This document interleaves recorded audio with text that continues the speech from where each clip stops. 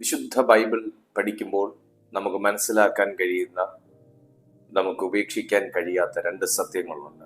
ഒന്ന്, നാം അനുഗ്രഹിക്കപ്പെടുന്നതിന് ഒരു കാരണമുണ്ട്.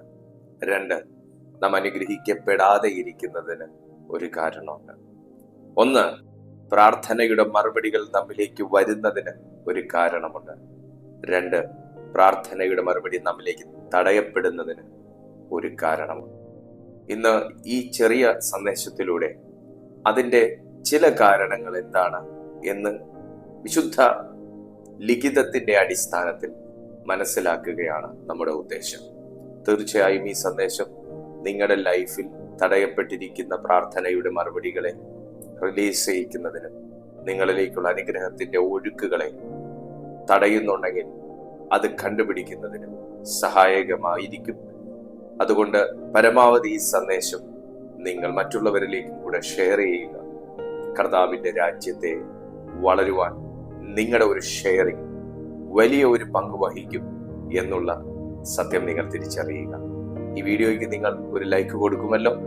നിങ്ങളുടെ അഭിപ്രായങ്ങൾ തീർച്ചയായിട്ടും കമന്റുകളിലൂടെ രേഖപ്പെടുത്തിയാൽ അത് ഞങ്ങളുടെ മിനിസ്ട്രിക്ക് അത് വളരെ പ്രചോദനമായിരിക്കും. കർത്താവ് സഹായിക്കട്ടെ. യെശയ്യാ പ്രവാചകന്റെ പുസ്തകം 59-ാമത്തെ അധ്യായം അതിന്റെ 1-2 വാക്യങ്ങൾ ഇങ്ങനെയാണ് പറയുന്നത്.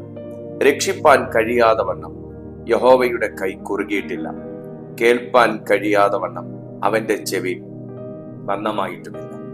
നിങ്ങളുടെ അകൃത്യങ്ങൾ അത്രേ നിങ്ങളെയും നിങ്ങളുടെ ദൈവത്തെയും തമ്മിൽ ഭിന്നിപ്പിച്ചിരിക്കുന്നത്.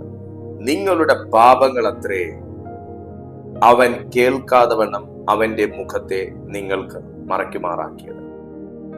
ഞാൻ ഇന്നത്തെ ഈ ശുശ്രൂഷ, ഈ ഒരു കാര്യം നിങ്ങളോട് ഷെയർ ചെയ്യുന്നത് ഈ ഒരു 20 മിനിറ്റിനകത്തുള്ള ഈ ഒരു സന്ദേശത്തിലൂടെ ഞാൻ നിങ്ങൾക്ക് കൈമാറാൻ ആഗ്രഹിക്കുന്നത് വിശുദ്ധ ബൈബിളിന്റെ അടിസ്ഥാനത്തിലും എൻ്റെ ലൈഫിൽ ഞാൻ എക്സ്പീരിയൻസ് ചെയ്തിട്ടുള്ള ചില കാര്യങ്ങളിൽ, എൻ്റെ ബോധ്യങ്ങളിൽ നിന്നും കൂടെയാണ്. എൻ്റെ എല്ലാ മീറ്റിംഗ്സും എൻ്റെ എല്ലാ മെസ്സേജസും മാക്സിമം ഞാൻ എൻ്റെ ഓൺ എക്സ്പീരിയൻസിൽ നിന്നും കൂടെ മനസ്സിലാക്കുന്ന കാര്യങ്ങളാണ് നിങ്ങളോട് ഞാൻ സംസാരിച്ചിട്ടുള്ളത്. ഇതും അങ്ങനെ തന്നെ ആയിരിക്കും. എൻ്റെ ഓൺ എക്സ്പീരിയൻസിൽ ഞാൻ നിങ്ങളോട് പറഞ്ഞു, നമ്മൾ അനുഗ്രഹിക്കപ്പെടുന്നതിന് ഒരു കാരണമുണ്ട്, നമ്മൾ അനുഗ്രഹിക്കപ്പെടാതെ ഇരിക്കുന്നതിന് ഒരു കാരണമുണ്ട്. വെറുതെ നമ്മൾ പ്രാർത്ഥിച്ചുകൊണ്ടിരുന്നാൽ നമ്മൾ അനുഗ്രഹിക്കപ്പെടത്തില്ല. വെറുതെ നമ്മൾ വിശ്വസിച്ചുകൊണ്ടിരുന്നാൽ നമ്മൾ അനുഗ്രഹിക്കപ്പെടത്തില്ല. നമ്മുടെ വിശ്വാസത്തിന്റെ പിന്നിൽ സോളിഡ് ആയിട്ടുള്ള ചില ഘടകങ്ങൾ വേണം. നമ്മുടെ പ്രാർത്ഥനയിൽ, നമ്മുടെ ലൈഫിൽ സോളിഡ് ആയിട്ടുള്ള ചില ഘടകങ്ങൾ വേണം. അതെന്തൊക്കെയാണെന്ന് നമ്മൾ മുൻപോട്ടുള്ള വചനഭാഗങ്ങളിൽ നിന്ന് നാം മനസ്സിലാക്കുകയാണ്. ഒന്നാമത്, യെശയ്യാ പ്രവാചകൻ പറയുന്നു, ദൈവത്തിന്റെ മുഖം ആർക്കും മറയ്ക്കപ്പെട്ടിട്ടില്ല, ദൈവത്തിന്റെ കാത് ആർക്കും അടയ്ക്കാനൊക്കത്തില്ല. അതിനകത്ത് നമുക്ക് മനസ്സിലാക്കാൻ പറ്റുന്നത്, ഈ ലോകത്തിൽ നമ്മൾ ഫേസ് ചെയ്യുന്ന ഏറ്റവും വലിയൊരു ശത്രു ആരാന്ന് ചോദിച്ചാൽ തീർച്ചയായിട്ടും അത് സാത്താനും അവന്റെ തന്ത്രങ്ങളുമാണെന്ന് നമുക്കറിയാം. എന്നാൽ ആ സാത്താന് പോലും ദൈവത്തിന്റെ കാതിനെ മറയ്ക്കാനൊക്കത്തില്ലെന്നും, ആ സാത്താന് പോലും ദൈവത്തിന്റെ മുഖത്തെ മറയ്ക്കാനൊക്കത്തില്ല എന്നും ഈ വചനത്തിനകത്ത് തന്നെ കിടക്കുമ്പോൾ ആർക്കും അവന്റെ മുഖം മറയ്ക്കാൻ കഴിയത്തില്ല, ആർക്കും അവന്റെ കാതുകൾ അടയ്ക്കാൻ കഴിയത്തില്ല എന്ന് പറയുമ്പോൾ സാത്താൻ കേൾക്കത്തക്ക രീതിയിൽ ഒരുപക്ഷെ നമ്മിൽ പലരും പറഞ്ഞിട്ടുണ്ടാകാം, ദൈവം എന്റെ പ്രാർത്ഥന കേൾക്കുന്നില്ല, ദൈവത്തിന് എന്നോടൊരു കരുണയും, ഞാൻ ഈ കരയുന്നതും ഞാൻ ഈ നിലവിളിക്കുന്നതും ഒന്നും ദൈവം പോലും കാണുന്നില്ലല്ലോ, ദൈവം പോലും കേൾക്കുന്നില്ലല്ലോ എന്ന് നമ്മൾ പറഞ്ഞിട്ടുണ്ടാകാം.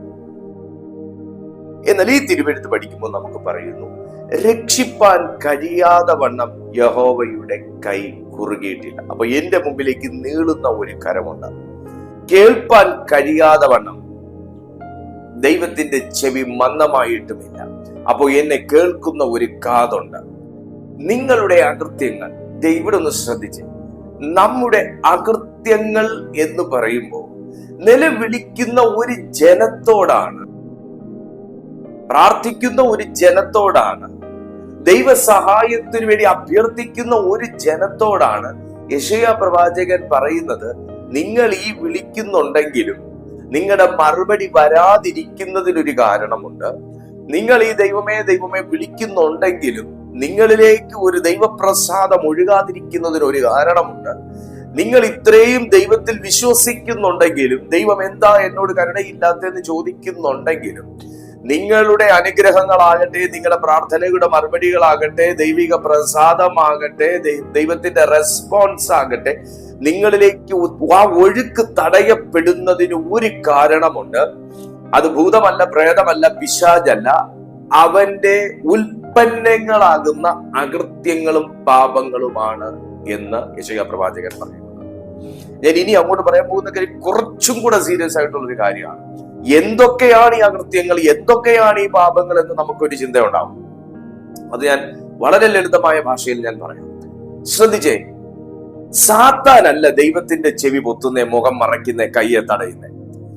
നമ്മിലൂടെ തന്നെ ഉത്ഭവിക്കുന്ന ചില നമ്മുടെ ഒരു ക്യാരക്ടറിസം തന്നെ, നമ്മിലൂടെ നമ്മുടെ തന്നെ ശ്രദ്ധയില്ലായ്മയിലൂടെ പുറത്തേക്ക് വരുന്ന ചില കാര്യങ്ങൾ പോലും നമ്മുടെ അനുഗ്രഹത്തിന് ഒഴുക്ക് തടയപ്പെടുന്നു എന്ന് ഈ ഭാഗം മാത്രമല്ല പല ഭാഗങ്ങൾ പഠിക്കുമ്പോൾ മനസ്സിലാവും. ഇത് ഞാനും എൻ്റെ ജീവിതത്തിൽ മനസ്സിലാക്കാൻ കുറച്ച് ഒന്ന് വൈകിപ്പോയി. ഇപ്പൊ എന്റെ മൈൻഡിൽ, അതായത് ഞാൻ അത് മനസ്സിലാക്കുന്നതിന് മുന്നേ ഇതൊന്നും അത്ര വലിയ തെറ്റല്ല, അല്ലെങ്കിൽ ഇതൊക്കെ ഒരു ലഘുപാപമാണ് എന്ന കാറ്റഗറിക്കകത്ത് ഞാൻ ഉൾപ്പെടുത്തിയ കാര്യങ്ങൾ മുഴുവൻ ബൈബിളിനകത്ത് വലിയ ഒഫൻസ് ആയിട്ടാണ് രേഖപ്പെടുത്തിയിരിക്കുന്നത്. ഹല്ലേലൂയ. ഞാൻ ഇന്ന് ഈ മെസ്സേജ് സംസാരിക്കുന്നത് വളരെ ആഴമായ ആത്മീയ ജീവിതമുള്ള ദൈവമക്കളോടാണ്. വളരെ ആഴമായ രീതിയിൽ ആത്മീയ ജീവിതമുള്ള ദൈവമക്കളോടാണ് ഞാൻ സംസാരിക്കുന്നത്. കാരണം വളരെ ആഴത്തിൽ ആത്മീയതയുള്ളവർ മാത്രമേ ദൈവത്തെ കുറ്റപ്പെടുത്തത്തുള്ളൂ. എന്റെ പ്രാർത്ഥന ദൈവം കേൾക്കുന്നില്ല, എന്നോട് തമ്പുരാന് കരുണയില്ല, നമ്മുടെ ഒന്നും ഉപവാസമൊന്നും ദൈവം കാണുന്നില്ല എന്ന് കുറ്റപ്പെടുത്തത്തുള്ളൂ. അതുകൊണ്ടാണ് ഞാൻ അങ്ങനത്തെ ഒരു വാക്ക് പറയുന്നത്. വളരെ ആഴമായ ആത്മീയ ജീവിതം പുലർത്തുന്ന ദൈവമക്കളോടാണ്, മിനിസ്ട്രി ചെയ്യുന്നവരോടാണ്.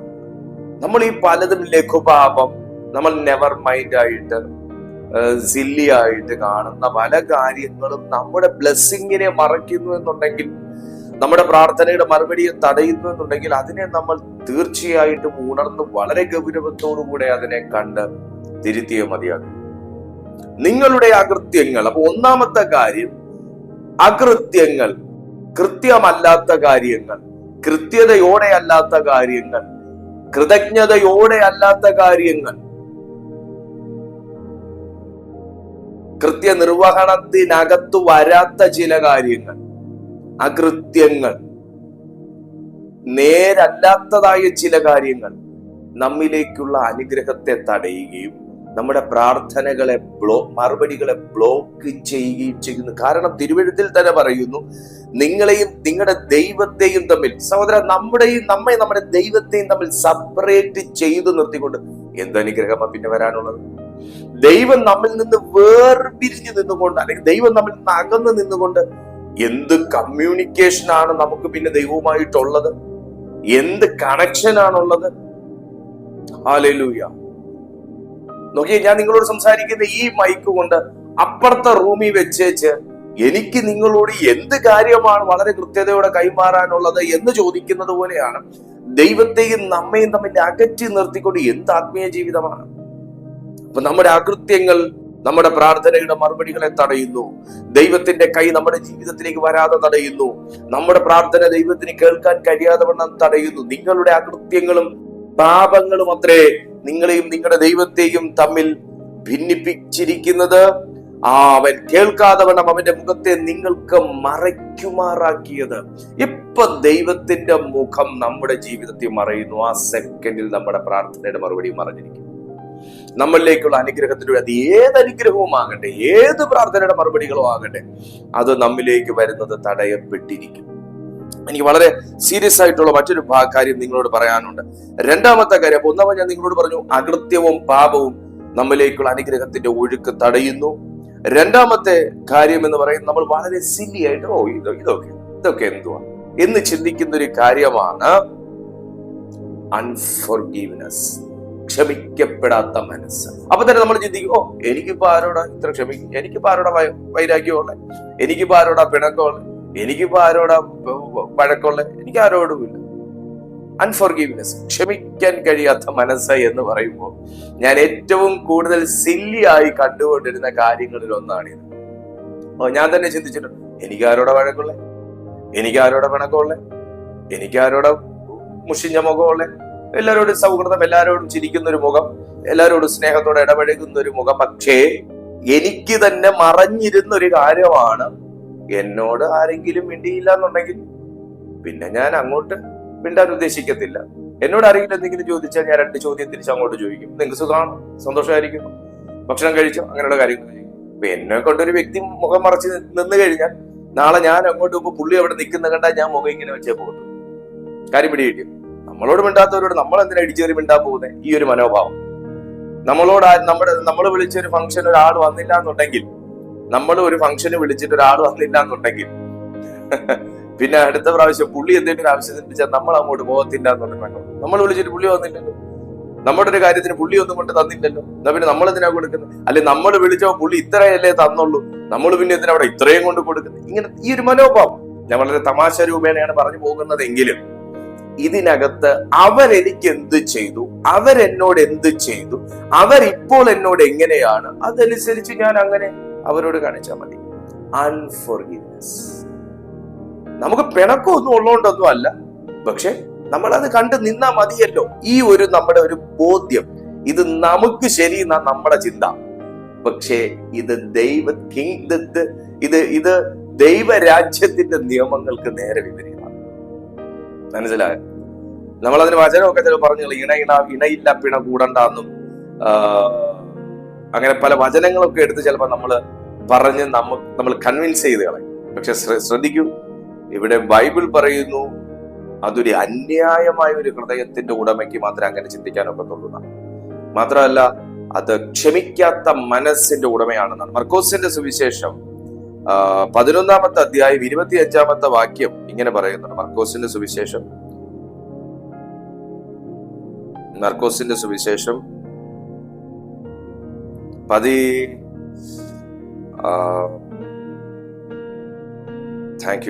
11-ാമത്തെ അധ്യായം 25-ാമത്തെ വാക്യം. 25-ാമത്തെ വാക്യത്തിൽ നോക്കി, നിങ്ങൾ പ്രാർത്ഥിപ്പാൻ നിൽക്കുമ്പോൾ സ്വർഗസ്ഥനായ നിങ്ങളുടെ പിതാവ് നിങ്ങളുടെ പിഴവുകളെയും ക്ഷമിക്കേണ്ടതിന് നിങ്ങൾക്ക് ആരോടെങ്കിലും വല്ലതുമുണ്ടെങ്കിൽ അവനോട് ക്ഷമിപ്പൻ. ഇത് പ്രാർത്ഥിക്കാൻ പോകുന്ന ഒരു വ്യക്തിയോട് ദൈവം പറയുന്ന ഒരു എന്താ പറയുന്ന ഒരു, അല്ലെങ്കിൽ പ്രാർത്ഥിക്കുന്ന ഒരു വ്യക്തിയോട് ദൈവം പറയുന്ന ഒരു അവൻ എടുക്കേണ്ട ഒരു മുൻകരുതലിനെ കുറിച്ചാണ് ഇവിടെ ദൈവം ഓർമ്മിപ്പിക്കുന്നത്. കാരണം പ്രാർത്ഥിക്കാൻ പോകുന്ന ദൈവത്തിന് സുഖമാണോ എന്ന് ചോദിക്കാനല്ലല്ലോ, പ്രാർത്ഥിക്കാൻ പോകുന്നത് അവിടുത്തെ ക്ലൈമറ്റ് എങ്ങനെയുണ്ടെന്ന് ചോദിക്കാനല്ലല്ലോ, പ്രാർത്ഥിക്കാൻ പോകുന്നത് അവന് തന്നെ ആത്മീയ വർധനവ് വരുത്താനും അവനെ തന്നെ പണിയാനും വേണ്ടിയിട്ടാണല്ലോ ഒരു വ്യക്തി പ്രാർത്ഥിക്കാൻ പോകുന്നത്. അപ്പൊ ആ വ്യക്തിയോട് ദൈവത്തിന്റെ ആത്മാവ് പറയുകയാണ്, നിങ്ങൾക്ക് ആരോടെങ്കിലും വല്ലതും ഉണ്ടെങ്കിൽ നിങ്ങൾ ക്ഷമിച്ചിട്ട് നിങ്ങൾ പ്രയർ കാർപ്പറ്റിലോട്ട് കയറണം.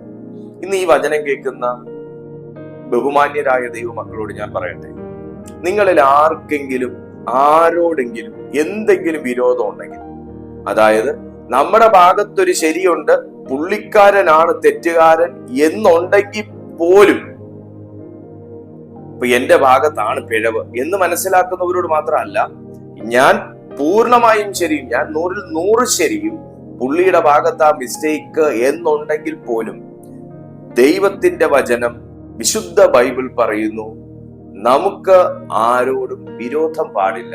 നമുക്കൊരു അൺഫോർഗീവ്നെസ് നമുക്കുണ്ടാകാൻ പാടില്ല. കാരണം നാം ദൈവസന്നിധി ചെന്ന് നിൽക്കുമ്പോൾ നമുക്കും പിഴവുണ്ടെന്നുള്ളൊരു ബോധ്യം വേണം, നമുക്കും കുറവുകൾ ഉണ്ടെന്നുള്ളൊരു ബോധ്യം വേണം. അത് നമ്മുടെ പിതാവ് നമ്മളോട് ക്ഷമിക്കണം. അതുകൊണ്ട് നിങ്ങൾക്കും ആരോടെങ്കിലും വല്ലതും ഉണ്ടെങ്കിൽ നിങ്ങൾ ക്ഷമിപ്പിൻ. അൺഫോർഗീവ്നെസ് നമ്മുടെ ലൈഫിലെ അനുഗ്രഹത്തെ ബ്ലോക്ക് ചെയ്തിരിക്കും. മാത്രമല്ല നമ്മുടെ അഭിഷേകത്തെ അത് ബ്ലോക്ക് ചെയ്തിരിക്കും. നമ്മിലേക്ക് വെളിപ്പെടാനുള്ള ദൈവീക പ്രകാശത്തെ അത് തടഞ്ഞിരിക്കും. കാരണം നമ്മുടെ മനസ്സിനകത്തുള്ള ഒരു കറുത്ത നിഴലാണ് ശരിക്കും നമുക്ക് മറ്റൊരു വ്യക്തിയോട് ക്ഷമിക്കാൻ പറ്റുന്നില്ല എന്നുള്ള ഒരവസ്ഥ. നമ്മുടെ മനസ്സിലുള്ളൊരു കറുത്ത നിഴലാണ്. അവനിൽ ഇരുട്ട് ഒട്ടുമില്ല എന്നാണ് യോഹന്നാന്റെ സുവിശേഷം പറയുന്നത്. അവനിൽ ഇരുട്ട് ഒട്ടുമില്ല. അങ്ങനെയാണെങ്കിൽ മറ്റൊരു വ്യക്തിയോട് ക്ഷമിക്കാൻ കഴിയാത്തതും, മറ്റൊരു വ്യക്തിയോട് പൊറുക്കാൻ കഴിയാത്തതും, മറ്റൊരു വ്യക്തിയെ ഹെൽപ്പ് ചെയ്യാൻ കഴിയാത്തതും, അങ്ങനെ നമുക്ക് തോന്നാത്ത ഒരു മനസ്സിനകത്ത് എവിടെയോ ലേശം കറുത്ത നിഴലുണ്ട് എന്നുള്ളതാണ് എന്നുള്ളതാണ്. അപ്പൊ നിങ്ങൾ പ്രാർത്ഥിപ്പാൻ നിൽക്കുമ്പോൾ കണ്ടോ, അപ്പൊ നമ്മളൊരു മറുപടിക്ക് വേണ്ടിയാണ് നിൽക്കുന്നത്. നിങ്ങൾ ക്ഷമിപ്പീൻ എന്ന് പറയണമെന്നുണ്ടെങ്കിൽ ആ മറുപടി അവിടെ ബ്ലോക്ക്, ലീഗലി അത് ബ്ലോക്കാവും, നിയമപരമായി അത് ബ്ലോക്കാവും. നിയമപരമായി നമ്മുടെ പ്രാർത്ഥനയുടെ മറുപടികൾ, നമ്മുടെ അനുഗ്രഹങ്ങൾ അവിടെ ബ്ലോക്ക് ആകും എന്നുള്ളത് ദൈവത്തിന്റെ വചനം വളരെ വ്യക്തമായി പറയുന്നു. ക്ഷമിക്കാത്ത മനസ്സ് പ്രാർത്ഥനയുടെ ശക്തിയെ തടയും. ക്ഷമിക്കാത്ത മനസ്സ്, ദൈവമൊക്കെ ആർക്കെങ്കിലും ഒന്ന് താഴെ കമന്റ് ബോക്സിൽ ഒന്ന് ടൈപ്പ് ചെയ്യാൻ പറ്റുമോ? ക്ഷമിക്കാത്ത മനസ്സ് പ്രാർത്ഥനയുടെ ശക്തിയെ തടയും. നിങ്ങൾക്ക് സാധിക്കുമോ ഒരു വ്യക്തിയോട് വഴക്കുണ്ടാക്കിയിട്ട് പോയിരുന്ന് അന്യഭാഷയിൽ ശബ്ദമുയർത്തി പൊട്ടിത്തെറിച്ച് പ്രാർത്ഥിക്കാൻ? പറ്റത്തില്ല. എനിക്കൊരു കാലത്ത് സാധിക്കുമായിരുന്നു, ശരിക്കും ഇപ്പൊ പറ്റത്തില്ല. ഞാൻ ഈ ദൈവവചനം കൂടുതൽ മനസ്സിലാക്കും തോറും, ഞാൻ ഈ ദൈവത്തിന്റെ നിയമങ്ങളെ കുറിച്ച് കൂടുതൽ പഠിക്കും തോറും, ഞാനിപ്പോ ഒത്തിരി കാര്യങ്ങൾ ഞാൻ എന്നെ തന്നെ ശോധന ചെയ്തുകൊണ്ടിരിക്കുക. പല കാര്യങ്ങൾ ഈ ബൈബിളിന്റെ പ്രത്യേകതയാണ്. നമ്മൾ വായിക്കുമ്പോൾ അത് നമ്മളെ വായിക്കും എന്നുള്ളത്. എന്നുള്ളതാണ് ബൈബിളിന്റെ പ്രത്യേകത. അതുകൊണ്ട് ഞാനിപ്പോ ഓരോ കാര്യങ്ങൾ ഇങ്ങനെ മനസ്സിലാക്കിക്കൊണ്ടിരിക്കുകയാണ്. അത് ഞങ്ങളുടെ കൂട്ടായ്മയ്ക്കകത്ത് പഠിപ്പിച്ചുകൊണ്ടിരിക്കുകയാണ്. നമ്മൾ അനുഗ്രഹിക്കപ്പെടുന്നതിനും അനുഗ്രഹിക്കപ്പെടാത്തതിനും പിന്നിൽ വലിയ കാരണങ്ങളുണ്ട്. വലിയ വലിയ വലിയ കാരണങ്ങൾ ദൈവത്തിന് പറയാനുണ്ട് എന്നുള്ളതാണ്. മൂന്നാമത്തെ കാര്യം, യാക്കോബിന്റെ ലേഖനം 1-ാമത്തെ അധ്യായം അതിന്റെ 6-7 വാക്യങ്ങൾ നോക്കി. യാക്കോബിന്റെ ലേഖനം 1-ാമത്തെ അധ്യായം അതിന്റെ 6-7 വാക്യങ്ങൾ.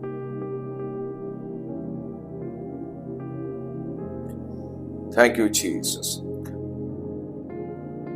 മൂന്നാമത്തെ കാര്യം നമ്മുടെ അവിശ്വാസം. അതിൽ യാക്കോബ് ഇങ്ങനെയാ പറയുന്നത്, എന്നാൽ അവൻ ഒന്നും സംശയിക്കാതെ വിശ്വാസത്തോടെ യാചിക്കണം. സംശയിക്കുന്നവൻ കാറ്റടിച്ചലയുന്ന കടൽ തിരയ്ക്ക് സമൻ. ഇങ്ങനെയുള്ള മനുഷ്യൻ കർത്താവിങ്കിൽ നിന്ന് വല്ലതും ലഭിക്കും എന്ന് നിരൂപിക്കരുത്. മൂന്നാമത്തെ കാര്യമാണ്, നമ്മൾ ഈ 2 കാര്യം നമ്മൾ ക്ലിയർ ആക്കി കഴിഞ്ഞാൽ, മൂന്നാമത്തെ കാര്യമാണ് വിശ്വാസത്തോടെ വളരെ വളരെ വളരെ വളരെ കോൺക്രീറ്റ് ആയിട്ടുള്ള ഒരു വിശ്വാസം, ഒരു ഫെയ്ത്ത് നമ്മിൽ കൺസ്ട്രക്ട് ചെയ്തിരിക്കണം. ഞാൻ നിങ്ങളോടൊരു കാര്യം പറയാം. എന്തു പ്രശ്നത്തിനും നമുക്ക് ദൈവസന്നിധിയിൽ പ്രാർത്ഥിക്കാനുള്ള റൈറ്റ് ഉണ്ട്. ഏത് പ്രശ്നത്തിനും നമുക്ക് ദൈവസന്നിധിയിൽ പ്രാർത്ഥിച്ചാൽ പോംവഴിയുണ്ട്. ആ ഒരു വിശ്വാസം നമ്മുടെ ലൈഫിൽ വേണം. അപ്പൊ തന്നെ ഇപ്പൊ നിങ്ങളിൽ പലരും ചിന്തിക്കുന്നുണ്ട്, ഒരു പാസ്റ്ററെ ഞാൻ വർഷങ്ങളായിട്ട് ഈ ഒരു വിഷയത്തിന് പ്രാർത്ഥിച്ചുകൊണ്ടിരിക്കുകയാണ്, ഇതുവരെ അതിനകത്തൊരു ചലനം ഉണ്ടായിട്ടില്ല എന്ന് നിങ്ങൾ പറയുന്നെങ്കിൽ പോലും ആ പ്രശ്നം കൊണ്ട് നിങ്ങളുടെ ജീവിതത്തിൽ ഇതുവരെ തല പോകുന്ന രീതിയിലുള്ള കാര്യങ്ങളൊന്നും സംഭവിച്ചിട്ടില്ല. സംഭവിക്കേണ്ടതായിരുന്നു.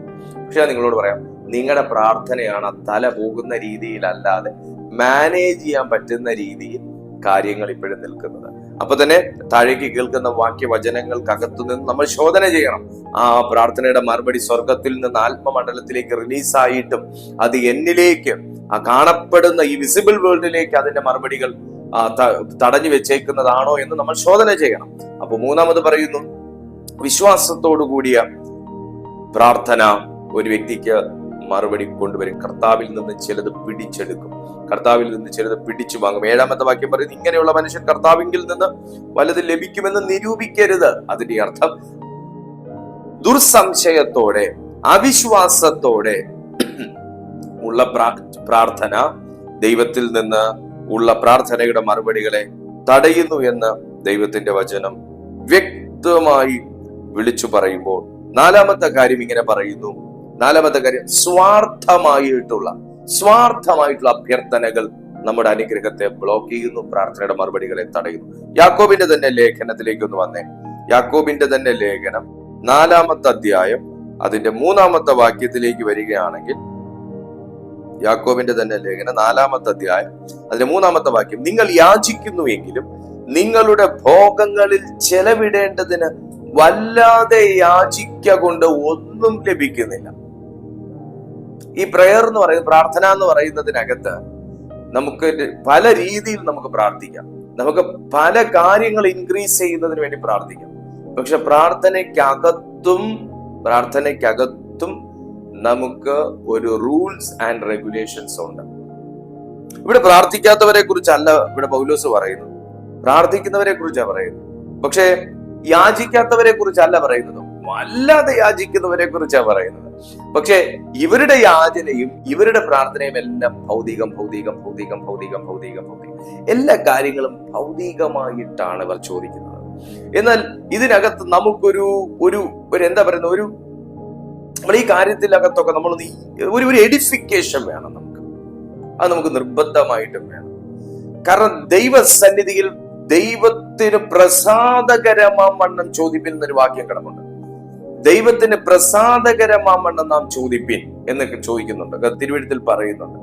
സോ നമ്മുടെ പ്രാർത്ഥനകൾ കേവലം ഭൗതിക ആവശ്യങ്ങൾ നടത്തിയെടുക്കുക എന്നതിനേക്കാൾ അപ്പുറമായി നമുക്കൊരു ആത്മീയ വർധനവ് വരുത്തുക എന്ന ഒരു നിലവാരത്തിലേക്കും കൂടെ, അതായത് ദൈവനാമ മഹത്വത്തിന് എന്ന വണ്ണമുള്ളൊരു നിലവാരത്തിലേക്ക് നമ്മുടെ പ്രാർത്ഥനകൾ സ്ഥാനാരോഹണം ചെയ്യപ്പെട്ടിട്ടില്ല എന്നുണ്ടെങ്കിൽ നമ്മുടെ പ്രാർത്ഥനകളുടെ മറുപടികൾ തടയപ്പെടും, അനുഗ്രഹത്തിന്റെ ഒഴുക്ക് തടയും. എന്റെ ഈ വാക്കിനകത്ത് നമ്മൾ ഭൗതിക കാര്യം പ്രാർത്ഥിക്കരുതെന്നോ, ഈ സ്വാർത്ഥമായ പ്രാർത്ഥന എന്ന് പറയുമ്പോൾ നമ്മളെ ദൈവം വിളിച്ചേക്കുന്നത് ദേശത്തിന്റെ കാവൽക്കാരായിട്ടാണ്. അപ്പൊ നമ്മൾ എപ്പോഴും മനസ്സിലാക്കേണ്ട ഒരു കാര്യം, നമ്മുടെ പ്രാർത്ഥനയ്ക്ക് നമ്മൾ അതിര് വെക്കരുത്. ഞാൻ, എന്റെ കുടുംബം, എന്റെ സഭ, അല്ലെങ്കിൽ എനിക്ക് വേണ്ടപ്പെട്ട കാര്യങ്ങൾ, ഇതിനകത്ത് മാത്രം ഒതുങ്ങി നിൽക്കാതെ, ഇപ്പൊ ഞാൻ എനിക്ക് വെക്കുന്ന ഒരു അതിരാണെങ്കിൽ അത് ഇത്രേ പ്രാർത്ഥിക്കത്തുള്ളൂ. ഞാൻ എനിക്ക് വെക്കുന്ന ഒരു അതിരാണെങ്കിൽ എന്റെ കാര്യങ്ങൾ എന്നൊരു ചിന്തയ്ക്കകത്ത് മാത്രമേ നിൽക്കത്തുള്ളൂ. ഇപ്പൊ എന്നിൽ നിന്ന് പുറത്തേക്കൊന്നും പോകത്തില്ല. എന്നിൽ നിന്ന് പുറത്തേക്ക്, എന്റെ പ്രാർത്ഥനയിലൂടെയും ചിലത് പുറത്തേക്ക് പോകണം, എന്റെ പ്രവൃത്തിയിലൂടെയും ചിലത് പുറത്തേക്ക് പോകണം. അതൊരു സൈനാണ്. ഞാൻ തന്നെ എന്റെ അതിരുകളെ ബ്രേക്ക് ചെയ്യുന്നൊരു സൈനാണ്. എന്റെ പ്രാർത്ഥനകൾ കുറച്ചും കൂടെ വിശാലമാക്കുകയാണ്. ഞാൻ എന്റെ സമൂഹത്തിന് വേണ്ടി, എന്റെ ദേശത്തിന് വേണ്ടി, എന്റെ ബന്ധുമിത്രാദികൾക്ക് വേണ്ടി നമ്മൾ പുറത്തേക്ക് ആ പ്രാർത്ഥന ഒന്ന് പുറത്തേക്ക് ഇറക്കുകയാണെങ്കിൽ ഞാൻ അവിടെ ഒരു അതിര് പൊളിച്ചു. രണ്ടാമത്തെ കാര്യം, എന്റെ ആവശ്യങ്ങൾ എന്ന സ്ഥാനത്ത് നിന്ന് നാം ദൈവത്തിന്റെ വചനത്തിലൂടെ നമ്മുടെ കൈ നമ്മളെ കൊണ്ട് മറ്റുള്ളവർക്കും കൂടെ ഒന്ന് പ്രയോജനപ്പെടുന്ന ഒരു നിലവാരത്തിലേക്ക് നമ്മൾ ഉയരുകയാണെങ്കിൽ അവിടെ നമ്മൾ രണ്ടാമത്തെ അതിര് പൊളിച്ചു. നമുക്ക് വെക്കുന്ന അതിരുണ്ട്, ആ അതിര് പൊളിച്ചാൽ മാത്രമേ മറ്റുള്ളവർ നമുക്ക് വെച്ച അതിരിലേക്ക് നമുക്ക് എത്താൻ ഒക്കത്തു. എത്ര പേർക്ക് ആമേൻ പറയാൻ പറ്റും? അപ്പൊ ഞാൻ എന്റെ മൈൻഡിന് വെച്ചിരിക്കുന്ന ഒരു അതിരുണ്ടാവും. ഞാൻ ആർക്കും ഒരു കാര്യം ഒരു 5 പൈസയുടെ ഉപകാരം എന്നെ കൊണ്ട് കാണത്തില്ല, എന്നെ കൊണ്ട് വാക്കുകൊണ്ട് ഉപയോഗം കാണത്തില്ല, പ്രവൃത്തി കൊണ്ട് ഉപയോഗം കാണത്തില്ല, ശരീരം കൊണ്ട് ഉപയോഗം കാണത്തില്ല, ഒന്നുകൊണ്ട് ഒരു ആശയങ്ങൾ കൊണ്ട് ഉപയോഗം കാണത്തില്ല എന്ന് പറഞ്ഞാൽ അത് ഞാൻ എന്റെ മനസ്സിന് വെച്ചേക്കുന്ന, ദൈവം വന്ന് കെട്ടിയിട്ടൊന്നുമല്ല, ഞാൻ എന്റെ മനസ്സിന് വെച്ചേക്കുന്ന ഒരു അതിരാണ്.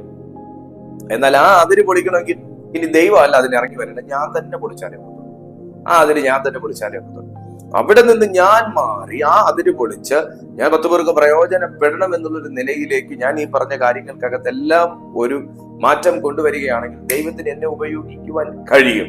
അതുപോലെ ഈ മെസ്സേജ് കേട്ടുകൊണ്ടിരിക്കുന്ന ആരെങ്കിലും മൈൻഡിനിട്ടേക്കുന്ന അതിര്, മനസ്സിനിട്ടേക്കുന്ന അതിര്, ബുദ്ധിക്കിട്ടേക്കുന്ന അതിര്, നിങ്ങളെ തന്നെ കൈക്കിട്ടിരിക്കുന്ന അതിര്, നിങ്ങൾക്ക് മനസ്സിന് ആത്മാവിന് വെച്ചിരിക്കുന്ന ഒരു അതിര് നിങ്ങൾ വെച്ചിട്ടുണ്ടെങ്കിൽ ഈ സെക്കൻഡിൽ ഈ വചനം കേൾവിൽ അത് പൊളിക്കുക. സ്വാർത്ഥമായ പ്രാർത്ഥന ദൈവം വെറുക്കുന്നു, സ്വാർത്ഥമായ ചിന്തകൾ ദൈവം വെറുക്കുന്നു. കാരണം ഇവിടെ യാക്കോബ് പറയുന്നു, നിങ്ങൾ യാചിക്കുന്നുണ്ട്, നിങ്ങൾ പ്രാർത്ഥിക്കുന്നുണ്ട്, നിങ്ങൾ ചോദിക്കുന്നുണ്ട്, നിങ്ങൾ യേശുവിന്റെ നാമത്തിൽ എന്ന് പറഞ്ഞ് ചോദിക്കുന്നുണ്ട്. പക്ഷേ എങ്കിലും നിങ്ങളുടെ ഭോഗങ്ങളിൽ ചെലവിടേണ്ടതിന് നിങ്ങളുടെ പോക്കറ്റിൽ നിന്ന് 10 പൈസ എടുത്ത് ആവശ്യക്കാരനുണ്ടെന്ന് കണ്ടാൽ കൊടുക്കത്തില്ല. നിങ്ങളുടെ പോക്കറ്റിൽ നിന്ന് 10 പൈസ എടുത്ത് ദൈവവേലയ്ക്ക് കൊടുക്കത്തില്ല. നിങ്ങളുടെ പോക്കറ്റിൽ നിന്ന് 10 പൈസ എടുത്ത് വിശക്കുന്നവന് കൊടുക്കത്തില്ല. ചെലവിടേണ്ടതിന്, നിങ്ങളുടെ ഭോഗങ്ങളിൽ ചെലവിടേണ്ടതിന് നിങ്ങൾ ചോദിക്കുന്നത് കൊണ്ട് നിങ്ങൾക്ക് ഒന്നും ലഭിക്കുന്നില്ല. ഇത് ദൈവം പറയുന്നു, ഒന്നും ലഭിക്കുന്നില്ല. ഇന്ന് ആ അവസ്ഥയിൽ ചിന്തിക്കുന്ന ആരെങ്കിലും ഉണ്ടോ? ഇന്ന് ആ അവസ്ഥയിൽ കഴിയുന്ന ആരെങ്കിലും ഉണ്ടോ? ഈ സെക്കൻഡിലൊന്ന് ഈ വചനത്തിന്റെ മുമ്പിൽ നിങ്ങളെ തന്നെ സമർപ്പിച്ച് ഒരു മാറ്റം നിങ്ങൾക്ക് വേണം. ദൈവത്തോട് പ്രാർത്ഥിച്ച്, കർത്താവേ എന്നെ ഒന്ന് വിശുദ്ധീകരിക്കണമേ, എന്റെ ചിന്തകളെ ഒന്ന് വിശുദ്ധീകരിക്കണമേ എന്നൊന്ന് പ്രാർത്ഥിച്ച് പരിശുദ്ധാത്മാവ് നിങ്ങളെ സഹായിക്കാൻ തയ്യാറായി. ഹല്ലേലൂയ. അഞ്ചാമത്തെ കാര്യം എന്താണ്? കുടുംബത്തിനകത്തുള്ള സംഘടിതാവസ്ഥ. നമ്മുടെ പ്രാർത്ഥനകളുടെ മറുപടികൾ തടയപ്പെടുന്നതിനും അനുഗ്രഹം നമ്മളിലേക്ക് വരുന്നത് തടയപ്പെടുന്നതിനും കുടുംബത്തിൽ വലിയൊരു പങ്കുണ്ട്. കുടുംബജീവിതത്തിൽ കഴിയുന്ന ആരെങ്കിലും ഒക്കെ എന്നെ കേൾക്കുന്നുണ്ടെങ്കിൽ ഒന്ന് ശ്രദ്ധിച്ചാട്ടെ, കുടുംബത്തിന് വലിയൊരു പങ്കുണ്ട്. പത്രോസിന്റെ 1-ാം ലേഖനം 3:7 നിങ്ങളൊന്ന് നോക്കിക്കേ. പത്രോസിന്റെ 1-ാമത്തെ ലേഖനം അതിന്റെ 3-ാമത്തെ അധ്യായം അതിന്റെ 7-ാമത്തെ വാക്യം നോക്കുമ്പോൾ, അങ്ങനെ തന്നെ ഭർത്താക്കന്മാരെ നിങ്ങളുടെ പ്രാർത്ഥനയ്ക്ക് മുടക്കം വരാതിരിക്കേണ്ടതിന് വിവേകത്തോടെ ഭാര്യമാരോടുകൂടെ വസിച്ച് സ്ത്രീജനം ബലഹീന പാത്രമെന്നും അവർ ജീവന്റെ കൃപയ്ക്ക് കൂട്ടവകാശികൾ എന്ന് ഓർത്തും അവരെ ബഹുമാനം കൊടുപ്പിൻ. ഇത് മേളിൽ ഭാര്യമാർക്കും വചനം കിടപ്പുണ്ട്. നിങ്ങൾ ഭർത്താക്കന്മാർ ഒന്ന് ശ്രദ്ധിച്ച, ഭാര്യമാരും എന്നെ ഒന്ന് ശ്രദ്ധിച്ച്. നിങ്ങളുടെ പ്രാർത്ഥനയ്ക്ക് മുടക്കം വരാതിരിക്കേണ്ടത്, ഇപ്പൊ കുടുംബത്തിൽ ഭർത്താവ് മാത്രമല്ല പ്രാർത്ഥിക്കേണ്ടത്, ഭാര്യയും പ്രാർത്ഥിക്കണം. അപ്പൊ ഭാര്യയുടെ പ്രാർത്ഥന ഭർത്താവിനെ കൊണ്ട് മുടങ്ങാതിരിക്കേണ്ടതിനും ഭർത്താവിന്റെ പ്രാർത്ഥന ഭാര്യയെ കൊണ്ട് മുടങ്ങാതിരിക്കണമെങ്കിലും രണ്ടു കൂട്ടർക്ക് വേണ്ട എന്താണെന്നറിയാമോ? വിവേകമാണ്. വിവേകത്തോടുകൂടെ വസിക്കണം. 2, ബഹുമാനമാണ്. ഭാര്യ ഭർത്താവിനെയും ബഹുമാനിക്കണം, ഭർത്താവ് ഭാര്യയെ ബഹുമാനിക്കണം. ഇത് രണ്ടും നമ്മുടെ പ്രാർത്ഥനയുടെ സ്ഥിരതയെ പിടിച്ചു നിർത്തും. ഇത് രണ്ടും നമ്മുടെ മിനിസ്ട്രിയെ പിടിച്ചു നിർത്തും. ഇത് രണ്ടും നമ്മുടെ പ്രാർത്ഥനയിലെ ശക്തിയെ വർദ്ധിപ്പിക്കും. ഭാര്യയ്ക്ക് ബഹുമാനം കൊടുക്കാതെ മുറിക്കകത്ത് കയറിയിരുന്ന് പ്രാർത്ഥിക്കുന്ന ഭർത്താവ് ഉണ്ടെങ്കിൽ, ഭർത്താവിന് ബഹുമാനം കൊടുക്കാതെ ഭർത്താവിന്റെ കാര്യങ്ങൾ ശ്രദ്ധിക്കാതെ മുറിക്കകത്ത് കയറിയിരുന്ന് പ്രാർത്ഥിക്കുന്ന ഭാര്യ ഉണ്ടെങ്കിൽ, ഇത് രണ്ടുപേരും കേട്ടോ, ഇത് രണ്ട് പ്രാർത്ഥനയെ നിങ്ങളുടെ തട്ട്, നിങ്ങളുടെ ആ റൂഫ്, നിങ്ങളുടെ ആ വീടിന്റെ മേൽക്കൂര കടന്ന് പുറത്തേക്ക് പോകാത്ത നിലയിൽ ന്യായമായി തടഞ്ഞു വെക്കും. ഞാൻ നിങ്ങളോട് പറഞ്ഞല്ലോ, ഞാനൊരു കുടുംബസ്ഥനാണ്. എന്റെ കുടുംബത്തിൽ എനിക്ക് ചില കർത്തവ്യങ്ങളുണ്ട്. അതിനകത്ത് ഞാൻ വിശ്വസ്തനല്ലാതെ, അതിനകത്ത് ഞാൻ കാര്യങ്ങളെ ഗൗനിക്കാതെ, അതിനകത്തുള്ള കാര്യങ്ങളെ കുറിച്ച് ഞാൻ ബോധവാനല്ലാതെ എനിക്കൊരു മിനിസ്ട്രി ഇല്ല. നിങ്ങളൊരു കുടുംബസ്ഥനായിരിക്കാം, നിങ്ങളൊരു കുടുംബിനി ആയിരിക്കാം. നിങ്ങൾക്ക് നിങ്ങളുടെ കുടുംബത്തിനകത്ത് ചില കാര്യങ്ങളുണ്ട്. നിങ്ങളുടെ ഭർത്താവിനോട് നിങ്ങൾ കാണിക്കേണ്ട ഒരു നീതിയുണ്ട്. ഭർത്താവ് ഭാര്യയോട് കാണിക്കേണ്ട ഒരു നീതിയുണ്ട്. പാരന്റ്സും മക്കളോട് കാണിക്കേണ്ട ഒരു നീതിയുണ്ട്. ഇതെല്ലാം ദൈവവചനത്തിനകത്ത് വ്യക്തമായിട്ട് പറയുന്നുണ്ട്.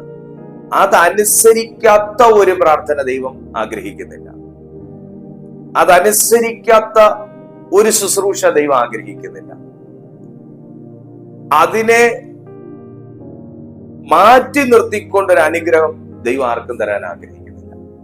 അപ്പോ ഞാൻ നേരത്തെ പറഞ്ഞതുപോലെ ദൈവം ഒരു വ്യക്തിയെ അനുഗ്രഹിക്കുന്നതിന്റെ പിന്നിലും അനുഗ്രഹിക്കാത്തതിന്റെ പിന്നിലും വ്യക്തമായ കാരണങ്ങളുണ്ട്. ദൈവവചനം ആരുടെ അനുഗ്രഹത്തെയും ബ്ലോക്ക് ചെയ്യുന്നില്ല. എന്നാൽ ദൈവവചനം അനീതി ജീവിതത്തിൽ കാത്തു സൂക്ഷിക്കുന്നവരുടെ അനുഗ്രഹത്തെ തടയുന്നു എന്ന് നമ്മളെ പഠിപ്പിക്കുന്നുണ്ട്. നിങ്ങൾ മനസ്സിലാക്കുക. അപ്പൊ നമ്മളെ മനസ്സിലാക്കാത്തൊരു ഭർത്താവാണ് വീട്ടിലുള്ളത് എന്ന് നമ്മൾ പറയും.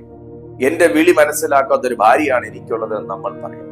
എന്നാൽ അതിനെ നാം വ്യക്തമായി തിരുവെഴുത്തിന്റെ അടിസ്ഥാനത്തിൽ പഠിച്ച് പരിശോധിച്ച് ദൈവസന്നിധിയിൽ കളങ്കമില്ലാത്ത ഒരു വ്യക്തിത്വമായി നമ്മെ നിർത്തുക എന്നുള്ളത് നമ്മുടെ ചുമതലയായതുകൊണ്ട് ഇന്ന് നിങ്ങൾ മനസ്സിലാക്കുക, നാം നമ്മുടെ പ്രാർത്ഥനയ്ക്ക് മുടക്കം വരാതിരിക്കേണ്ടതിന് വിവേകത്തോടെ ചിന്തിക്കുക.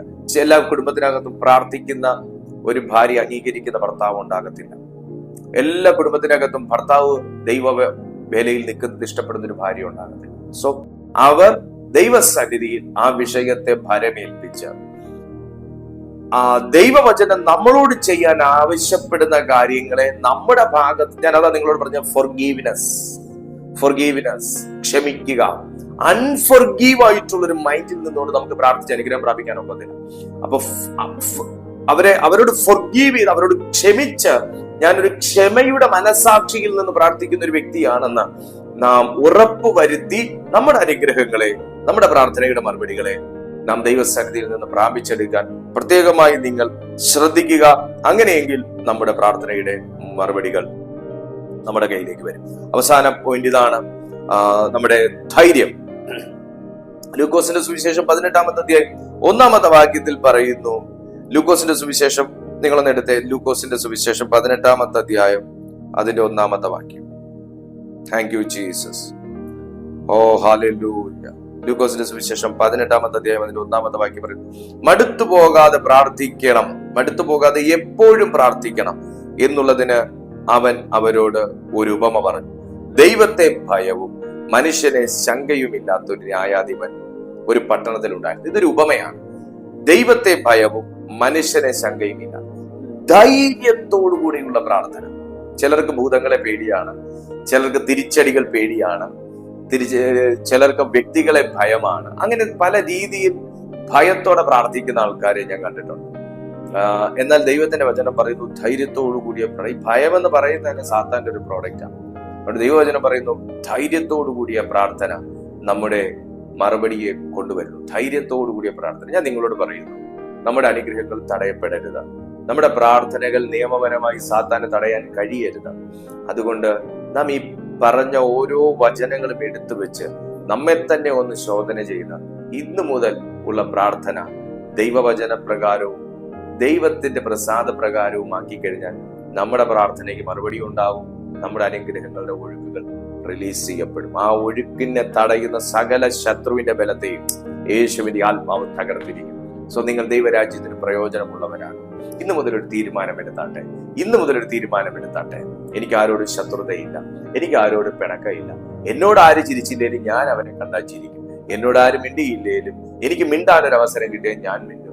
എനിക്ക് ആര് നന്മ ചെയ്തില്ലേലും എനിക്ക് നന്മ ചെയ്യാനൊരു അവസരം വന്നാൽ ഞാൻ നന്മ ചെയ്യും. കാരണം എന്റെ വിഷയമാണ്, എന്റെ അനുഗ്രഹം എന്റെ വിഷയമാണ്.